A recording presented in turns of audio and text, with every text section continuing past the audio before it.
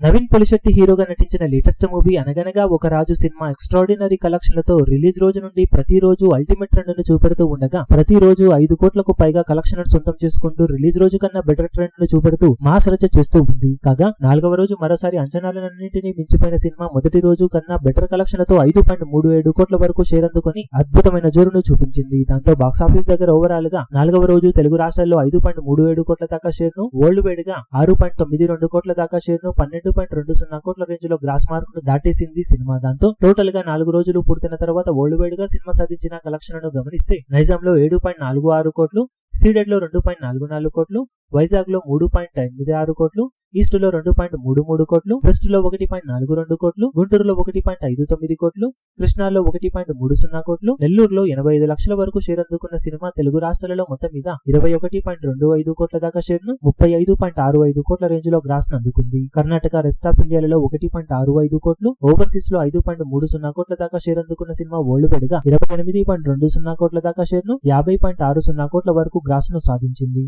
28 కోట్ల value break even target తో బరిలోకి దిగిన ఈ సినిమా 4 రోజుల్లో ఓవరాల్ గా అంచనాలను మించిపోయే కలెక్షన్లతో బ్రేక్ ఈవెన్ ను దాటేసి క్లీన్ హిట్ గా నిలిచింది. ఇక మీదట వచ్చేవన్నీ కూడా లాభాలేనని చెప్పవచ్చు.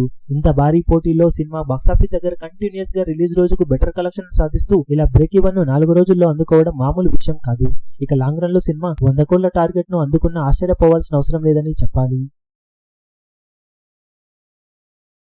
ఈ వీడియో మీకు నచ్చినట్లయితే లైక్ చేయండి, షేర్ చేయండి, ఛానల్ ను సబ్స్క్రైబ్ చేయడం మాత్రం మరవకండి. ఏ చిన్న అప్డేట్ ను మిస్ అవ్వకూడదు అనుకుంటే బెల్ ఐకాన్ ను ప్రెస్ చేయండి.